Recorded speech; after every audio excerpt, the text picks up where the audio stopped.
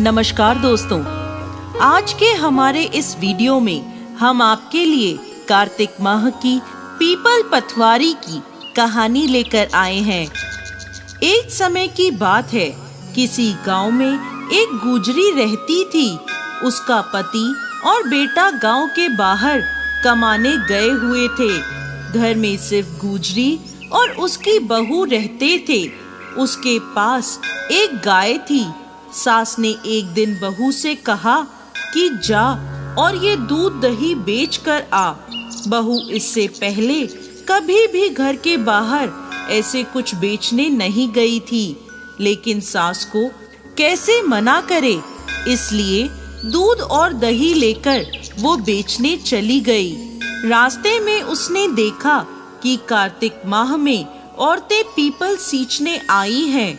उन्हें देखकर वो उनके पास गई और उनसे पूछने लगी, ये तुम क्या कर रही हो?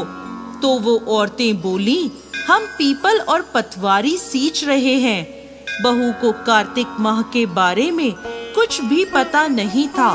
उसने यह पहली बार देखा था। उसने पूछा, ऐसा करने से क्या होता है?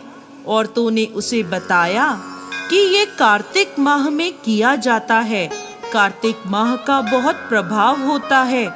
पूरे कार्तिक पीपल पतवारी सींचने से अन्न धन और सौभाग्य की प्राप्ति होती है। अगर किसी का पति वर्षों से बिछड़ा हुआ हो तो वह भी वापस मिल जाता है।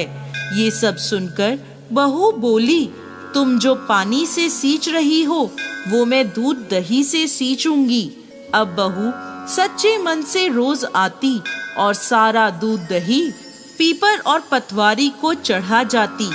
थोड़ी देर उन औरतों के पास बैठती, कार्तिक महत्व सुनती, कार्तिक की कहानी सुनती और उधर उसकी सास सोचती कि बहू दूध दही बेचने कहीं दूर गई है, इसलिए उसे देर हो रही है। अब सास बहू से पैसे मांगने लगी तो बहू बोली, सासू माँ, सेठ जी महीना खत्म होने पर हिसाब करेंगे, तब मैं सारा पैसा लाकर आपको दे दूंगी। कार्तिक का महीना पूरा हुआ और कार्तिक पूर्णिमा आई तो बहू को डर लगने लगा कि अब वो क्या करे। अगर सास को पैसे नहीं मिले तो बहुत नाराज होगी। बहू गई और पीपल के पास बैठ गई और जोर जोर से रोने लगी। पीपल ने उससे पूछा, तू यहाँ क्यों बैठी है और क्यों रो रही है? तो वह बोली, मेरी सास दूध दही के पैसे मांगती है। पीपल के देव बोले, मेरे पास पैसे तो नहीं हैं, लेकिन ये पत्थर, डालियां और पत्ते हैं, ये सब ले जा और अपनी गुल्लक में रख देना। बहू ने ऐसा ही किया। उसकी सास ने पूछा, बहू पैसे लाई हो? तो वह बोली, हाँ माँ जी, मैंने पैसे लाकर गुल्लक में रख दिए। जैसे ही सास ने गुल्लक खोली तो देखते ही उसकी आंखें फटी की फटी रह गईं। गुल्लक में हीरे मोती जगमगा रहे थे। पत्ते, पत्थर और लकड़ियाँ धन दौलत में बदल गए थे, जिन्हें देखकर सास बोली, इतना धन कहाँ से आया? ये तो दूध दही की कीमत नहीं है। तब बहू ने सारी बात अपनी सास को बता दी कि मैंने दूध दही से पीपल पतवारी सींचे थे और पैसे मांगने पर पीपल ने मुझे पत्थर, पत्ते और डालियां दिए और गुल्लक में रखने को कहे, जो हीरे मोती बन गए। अब सास ने सोचा, पीपल पतवारी किसी एक औरत पर तो कृपा करेंगे नहीं, और वह बोली, अगले साल मैं भी पीपल पतवारी सींचूंगी। अगले साल जब कार्तिक का महीना आया तो सास बहू से दूध दही लेकर उसे बेचने निकल गई। रास्ते में उसने सोचा, सारा दूध दही पीपल में डालने से क्या होगा? वह तो बर्बाद होगा, इसलिए मैं दूध दही तो बेच आती हूँ। दूध दही बेचकर उसने दूध और दही के बर्तन धोकर पीपल और पतवारी पर चढ़ा दिए।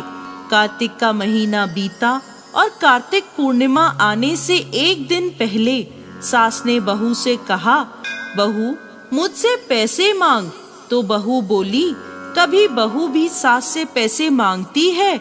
लेकिन सास के बार बार कहने पर बहू ने सास से पैसे मांगे तो वह अगले दिन जाकर पीपल के पास बैठ गई और जोर जोर से रोने लगी। पीपल के देव प्रकट होकर उससे रोने का कारण पूछने लगे तो वह बोली, मेरी बहू ने मुझसे दूध दही के पैसे मांगे हैं। तब पीपल के देव बोले, मेरे पास पैसे तो नहीं हैं, ये पत्थर, पत्ते और लकड़ियां हैं, ये ले जाकर अपने घर की गुल्लक में रख देना। सास ने ऐसा ही किया।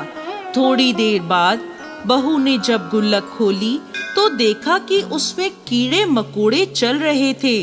बहू ने सास से पूछा, ये क्या है? कीड़े देखकर सास भी हैरान रह गई और बोली, पीपल पतवारी ने तुझे तो धन दिया, लेकिन मुझे कीड़े मकोड़े क्यों दिए?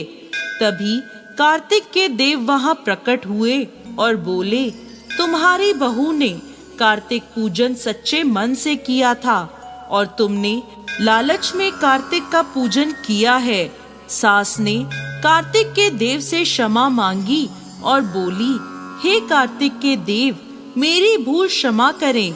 अगले साल कार्तिक में मैं और मेरी बहू साथ में मिलकर स्नान दान आदि करेंगे और पीपल पतवारी भी सींचेंगे। हे पीपल के देव और पतवारी माता, जैसे सास बहू को अन्न धन दिए, वैसे ही इस कहानी को कहते, सुनते और हुंकार भरते सब पर कृपा करना।